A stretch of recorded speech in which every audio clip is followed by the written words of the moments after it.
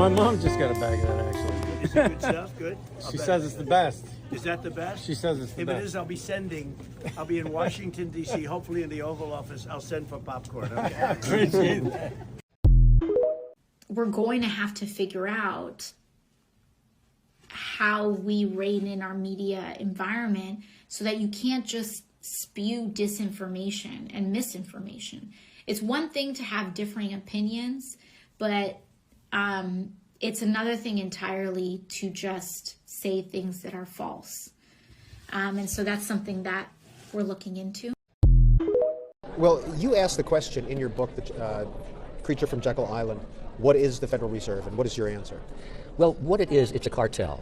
It's not a government agency. It has the appearance of it being a government agency, and they went to great lengths to give it that facade. It does have the power of government because Congress voted to give the power of enforcement to it. But in its essence, underneath it, it's a cartel.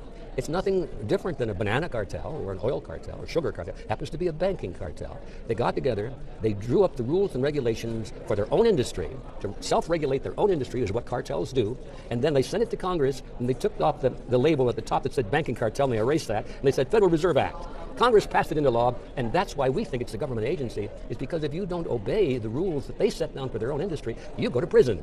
And so it looks like a government agency. But basically the answer to your question is, it's a banking cartel.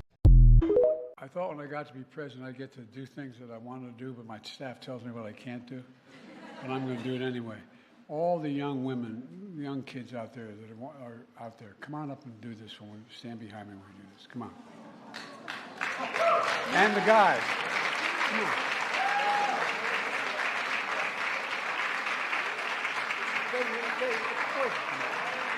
What's your name?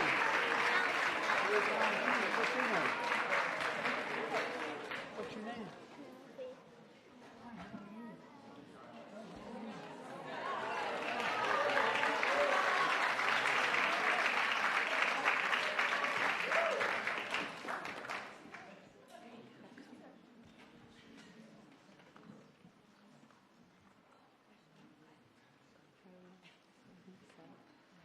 Okay.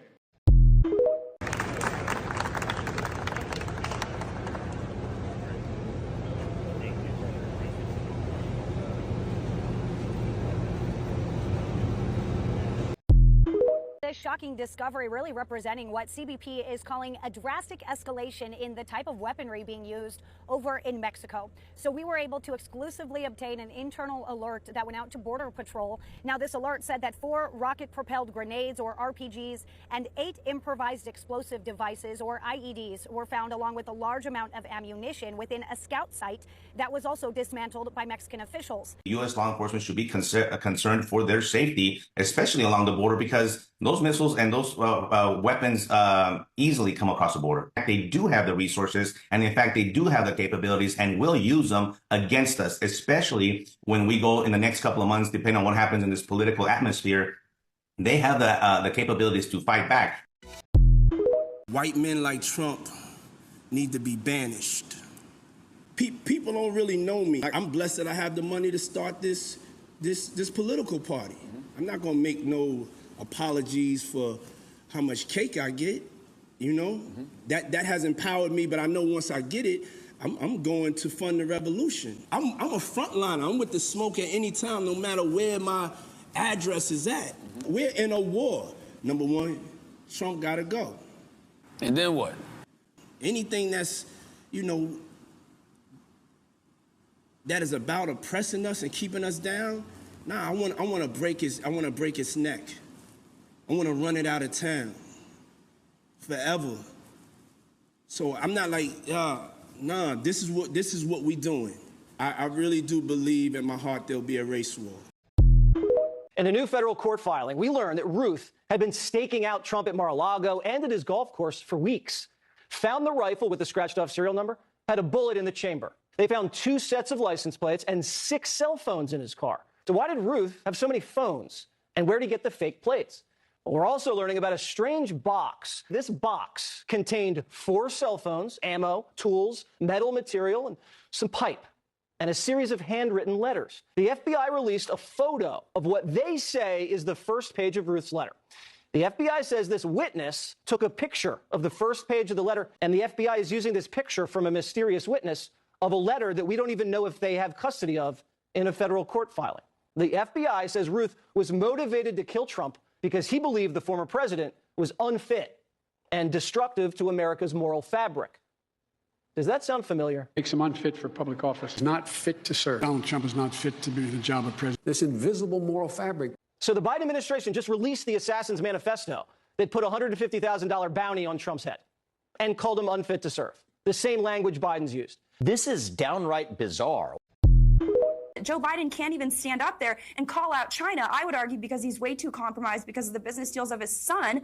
But even if you put that aside, this administration has always taken a horrific America Last approach to affairs on the world stage. You can sit there and laugh, but we're as close as we've ever been to World War III. And meanwhile, quite literally yesterday, you have Zelensky touring ammunition factories in Pennsylvania, which is just a continuation of the Biden-Harris strategy that they secretly announced last year, saying that the way we're going to sell Americans on supporting the Ukraine war is by saying that more aid packages to Ukraine actually boosts the manufacturing base here in the United States, and it's good for American jobs. So nice to know that Zelensky is now a de facto surrogate for the Harris campaign, but their foreign policy approach has never been about American people. That's why it's so woefully unpopular. So when Joe Biden stands up there and forgets the Prime Minister of Modi's name, the reason why it resonates so soundly with American people is because we're tired of being lectured by the so-called elites and experts in the room, all those very same people who told us that if President Trump became president, the world, the world order, the kind of neo-globalist world order would just automatically collapse. It didn't. That's what happened. It was all projection. That's what's happened under Joe Biden. Brian. They were standing in the way of surgery. For prisoners. For prisoners. I made sure that they changed the policy in the state of California so that every transgender inmate in the prison system would have access to the medical care that they desired and need. I want to walk our viewers through a little bit of what she said. Let's just take immigration and look at what she said here. She said on immigration, she made this open-ended pledge to end immigrant detention. She said she supported taxpayer-funded gender transition surgeries for detained migrants. She also said she taxpayer-funded gender transition surgeries for detained migrants. She actually said she supported that. She wrote and answered in the affirmative when she was asked this. Oh. And she said she also supported it for federal prisoners. Now, she also pledged to slash immigration detention by 50%, close all family and private facilities, and decrease funding for ICE, and then to end ICE detainers with local law enforcement. I mean, these are things that, it would be hard to think that you would come up with taxpayer funding gender transitions for detained migrants, and yet this, as you say, written and verbally. Let me give you some examples of McDonald's French fries. In the U.S., there's 11 ingredients. In the UK, there's 3, and salt is optional. An ingredient called dimethylpolysiloxane is an ingredient preserved with formaldehyde, a neurotoxin, in the U.S. version. This is used as a foaming agent, so they don't have to replace the oil that often, making McDonald's more money here in the United States. But they don't do that across the pond. This is Skittles. Notice the long list of ingredient differences. 10 artificial dyes in the U.S. version and titanium dioxide. This ingredient is banned in Europe because it can cause DNA damage. Artificial dyes are made from petroleum, and products containing these dyes require a warning label in Europe that states it may cause adverse effects on activity in detention in children. And they have been linked to cancer and disruptions in the immune system. This on the screen back here is Gatorade.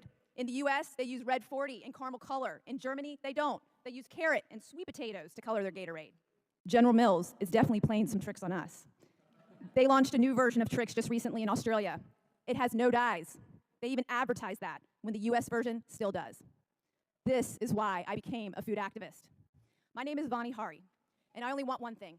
I want Americans to be treated the same way as citizens in other countries by our own American company. I'll tell you something interesting that happened today, and I actually was going to mention this to Rand, because it was an extraordinary event to me. But Robert Redfield, who I really go after in my Fauci book, kind of hammer and tongs,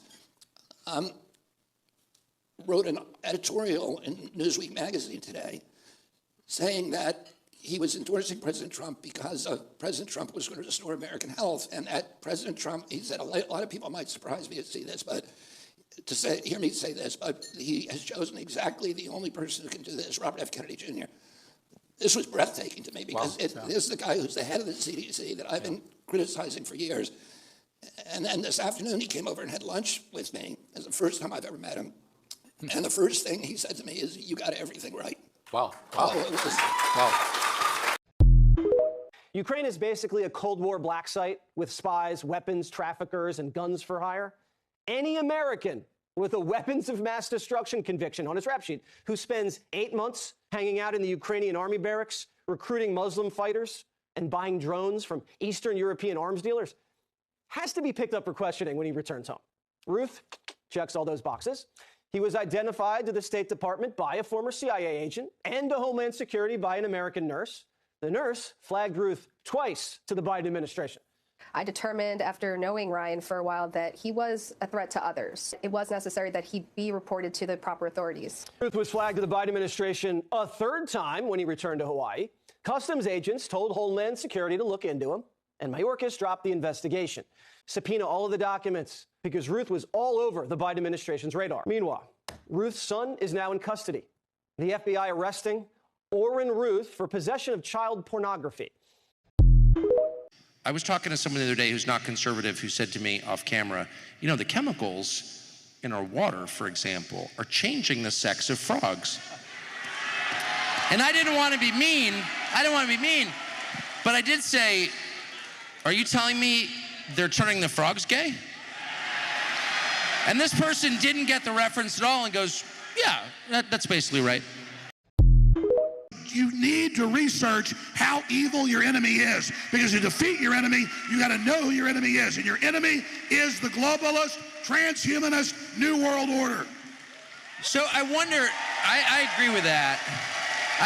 So what you're saying, I mean, you've just risen right above American politics, even global politics, and you're addressing the deep forces that control things.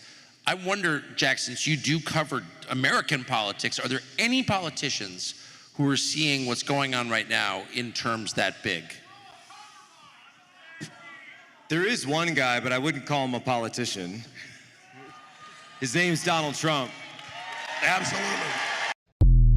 What he says is the opposite. It's just another lie. Like, how did we get here? Let's extinguish him for good. We have an answer. We have a remarkably talented candidate who is sincere, who's pragmatic, who's open. Let's just get it done.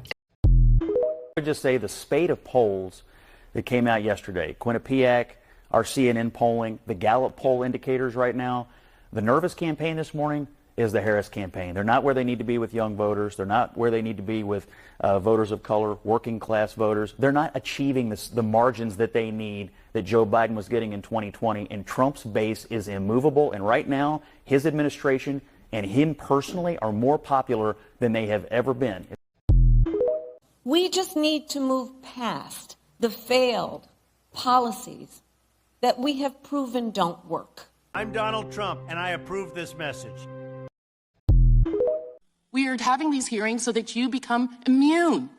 You become inured to the notion of the removal of the FBI and DOJ, so that those agencies are no longer there to serve as a check against white nationalism, great replacement theorists, Christian nationalists, white fragility, fascists, and the twice impeached convicted felon, former president and would-be dictator, Donald Trump.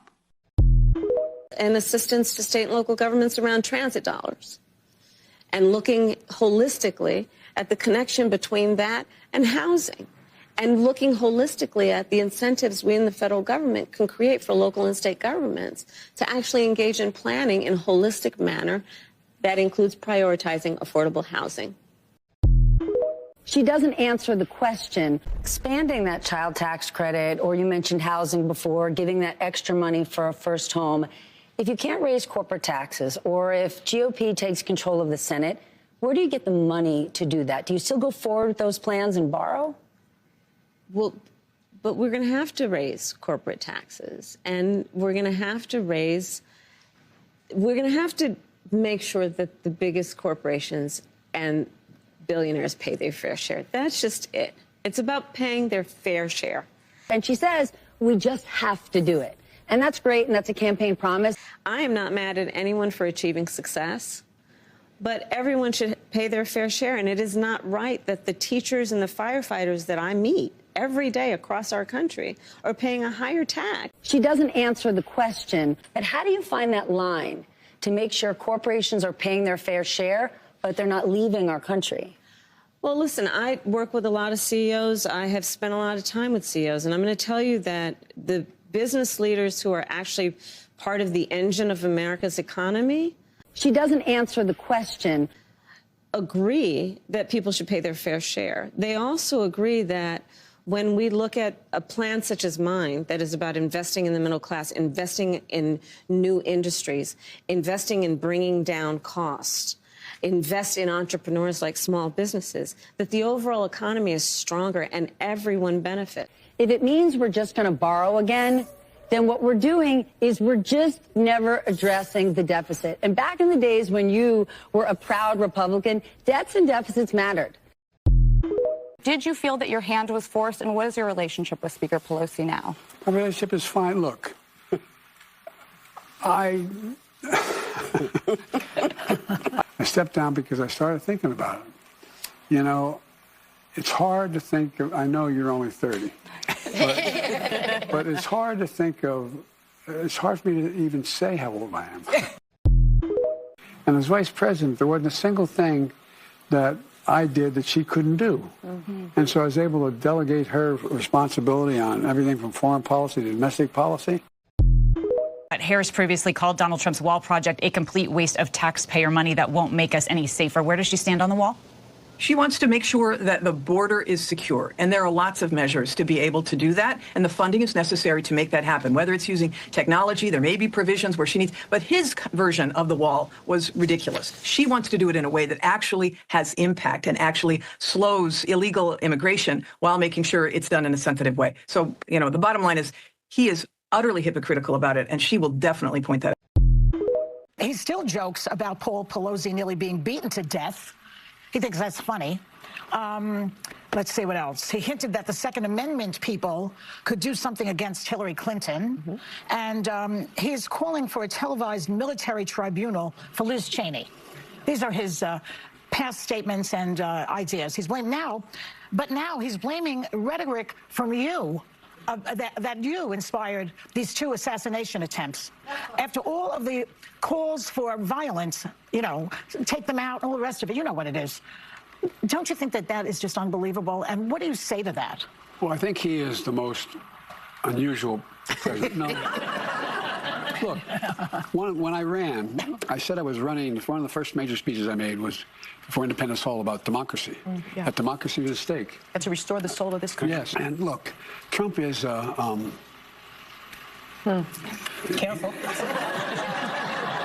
There's not a lot of social redeeming value there. No, you think right. But here's the thing. He really does not believe in democracy and the guardrails that our system is set up for the abuse of power. It'd be good for us to have a black woman as president for the first time in history. But my vote's kind of still on Trump. Before I begin, I will say a few words about Hurricane Helene. So the president and I, of course, are monitoring the case and the situation closely, and we urge everyone who is watching at this very moment to take this storm very seriously, and please follow the guidance of your local officials. And President Biden and I, of course, will continue to work closely with state and local officials. First of all, Latina small businesses are the fastest growing in the country. Yes, they are. Right? Yes, they are. But included in that is that we don't lack for people who have ambition and have aspirations and dreams and an idea that is a great idea and work ethic. But not everybody has access to the capital. It's so true. And I believe strongly that our small businesses are the backbone of America's economy. So when we grow and strengthen small businesses, we all benefit. Larry, in my entire life of working on this issue, studying this issue, spending time with our ICE agents, our Border Patrol agents, I never, in my worst nightmare, could imagine a day when I would be sitting here talking to you about a government releasing 425,000 convicted criminal aliens into the country, including 13,000 homicide cases and 15,000 rape cases. In any other government, in any other country, it would sink that government. In Canada, in the UK, in France, in Italy, in any of those countries, a government that released half that many, a quarter that many, an eighth that many, they would all be forced to resign. And their party would be returned to power for at least a decade or more. The only reason Kamala Harris is able to even continue running after a bombshell like this is because she is protected by the legacy media. There is no defending a scandal of this magnitude. I think it's important for us to realize that former President Trump will do whatever he thinks he can do he'll try to steal the election. I think that he's been very clear about that. He's been very clear about, the election is only going to be legitimate in his mind if he wins. Millions and millions of people, 21 million plus, have been dumped into the United States, and many of them are murderers. Many of them are horrible criminals. What Kamala Harris has done is unforgivable. It's a crime, what she did. It's got to be criminal. There's no greater act of disloyalty than to extinguish the sovereignty of your own nation, and that's what she's done. She's ruined our nation. She's ruined our nation. Do you think it's a crisis, what's happening at the border? Well, I think it could be fixed. I think crisis is, we certainly have these. I don't want people living outside Minnesota right now. I think there's the humanity piece of this, and then there's the right that every sovereign nation has a right to control its borders, as we should. More could be done, but they're doing nothing. Congress is doing nothing. The president is asking for more aid for Border Patrol, not getting it. But do you think the border's secure? I think the border, with the folks who do the work down there, are doing a great job. Could we do better? Absolutely. And I think this border trip today happened at the worst possible time for her, given the other news that came out, that her administration allowed, nearly 500,000 criminals, many of them violent criminals, to just be in the country and roaming freely, including 16,000 convicted murderers and 13,000 rapists, or maybe it was the other way around, 13,000 murders and 16,000 convicted rapists. I mean, this is something that would be ending a presidential campaign in any sane country. People believe that the Biden-Harris administration rightly has failed them. I don't know if your viewers are familiar. The letter, the acting ICE director sent a letter to Tony Gonzalez that says, I want to get it straight here, of the 7 million illegal migrants in this country, 663,000 of them have criminal histories.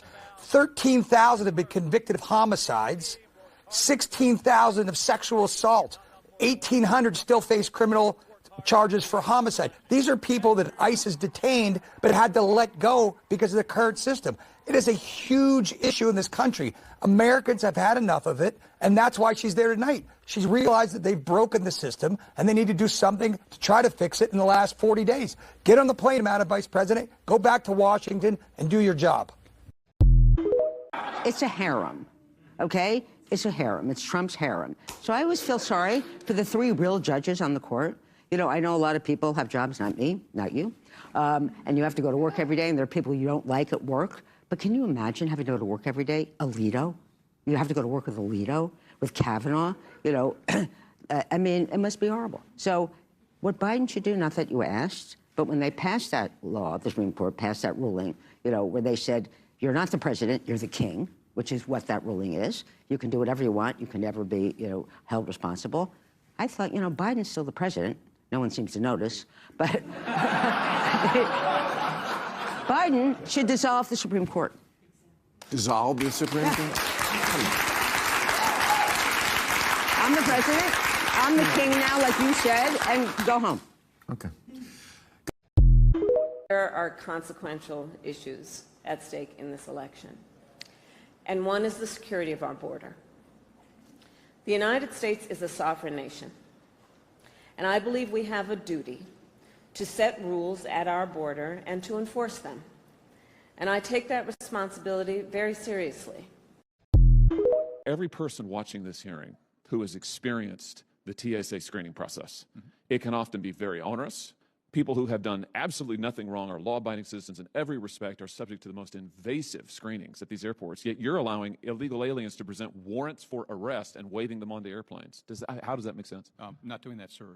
You just told me that you've let 1,000 people travel on airlines who present to you warrants for arrest. Yes, right? sir. And they present those warrants. That warrant is the beginning of an identity verification process, which follows. Why isn't it the end? Why isn't that the end of the process? And you say, sorry, you have a warrant for an arrest. We're not going to allow you to get on an airplane. Because we want to identify who is presenting themselves at the screen checkpoint.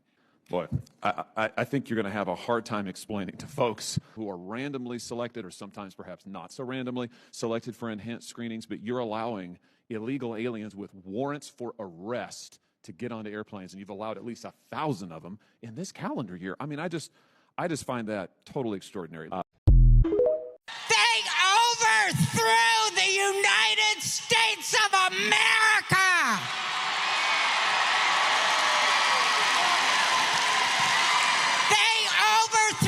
Constitutional Republic of the United States of America. And then they covered it up with their January 6th bullshit.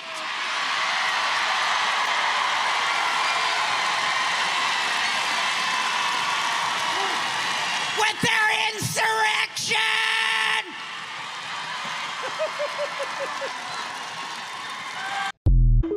This is a war that should have never happened. It should have never happened, and it wouldn't have happened.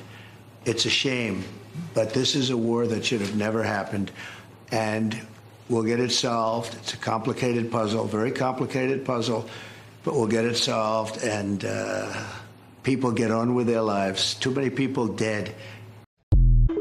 And so we have a very good relationship. And I also have a very good relationship, as you know, with President Putin. And I think if we win, I think we're going to get it resolved very quickly. I really think we're going to get it resolved. I hope we have more good relations. We're going to have, I see. Yeah, but you know, it takes two to tango, you know, and we will, we're going to have a good meeting today. Press, thank you. Press, thank you very much. Thank you, Press. Thank you very much, Press. Please be moving. Joe Biden became mentally impaired. Kamala was born that way. Okay. She was born that way.